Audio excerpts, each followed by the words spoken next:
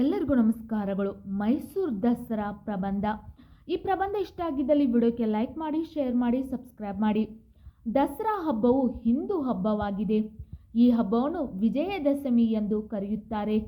ಈ ಹಬ್ಬವು ಕೆಟ್ಟದರ ಮೇಲೆ ಒಳ್ಳೆಯದರ ವಿಜಯವನ್ನು ಆಚರಿಸುವ ಪ್ರಮುಖ ಹಬ್ಬವಾಗಿದೆ. ನವರಾತ್ರಿಯ ನಂತರ ಬರುವ ಈ ಹಬ್ಬವು ರಾಕ್ಷಸ ರಾಜ ರಾವಣನ ಮೇಲೆ ಶ್ರೀರಾಮನ ವಿಜಯವನ್ನು ಮತ್ತು ಮಹಿಷಾಸುರನ ಮೇಲೆ ದುರ್ಗೆಯ ವಿಜಯವನ್ನು ನೆನಪಿಸುತ್ತದೆ. ನವರಾತ್ರಿ ನಂತರ ಬರುವ ಈ ಹಬ್ಬವು ರಾಕ್ಷಸ ರಾಜ ರಾವಣನ ಮೇಲೆ ಶ್ರೀರಾಮನ ವಿಜಯವನ್ನು ಮತ್ತು ಮಹಿಷಾಸುರನ ಮೇಲೆ ದುರ್ಗೆಯ ವಿಜಯವನ್ನು ನೆನಪಿಸುತ್ತದೆ.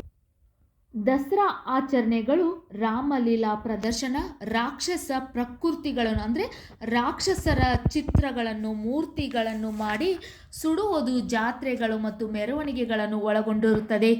ಈ ಹಬ್ಬವು 9 ರಾತ್ರಿಗಳ ನವರಾತ್ರಿ ಉತ್ಸವದ ಕೊನೆಯಲ್ಲಿ ಬರುತ್ತದೆ. ಈ ಸಮಯದಲ್ಲಿ ದುರ್ಗೆಯ 9 ಅವತಾರಗಳನ್ನು ಪೂಜಿಸಲಾಗುತ್ತದೆ. ಈ ಹಬ್ಬದ ಸಮಯದಲ್ಲಿ ಬೀದಿಗಳನ್ನು ಅಲಂಕರಿಸಿ ಜಾತ್ರೆಗಳು ಮತ್ತು ಇತರ ಮನೋರಂಜನೆಗಳನ್ನು ಒಳಗೊಂಡಿರುತ್ತದೆ. ದಸರಾ ಕೇವಲ ಒಂದು ಹಬ್ಬವಲ್ಲ, ಇದು ಜನರ ಜೀವನದ ನೈತಿಕ ಮತ್ತು ಧಾರ್ಮಿಕ ಮೌಲ್ಯಗಳನ್ನು ನೆನಪಿಸುವ ಒಂದು ಹಬ್ಬವಾಗಿದೆ.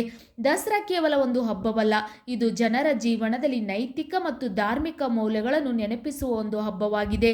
ನಿಮಗೂ ಕೂಡ ಮೈಸೂರು ದಸರಾ ಹಬ್ಬದ ಒಂದು ಚಿಕ್ಕ ಪ್ರಬಂಧ ಇಷ್ಟ ಆಗಿದ್ದಲ್ಲಿ ವಿಡಿಯೋಕ್ಕೆ ಲೈಕ್ ಮಾಡಿ, ಶೇರ್ ಮಾಡಿ, ಸಬ್ಸ್ಕ್ರೈಬ್ ಮಾಡಿ. Thank you.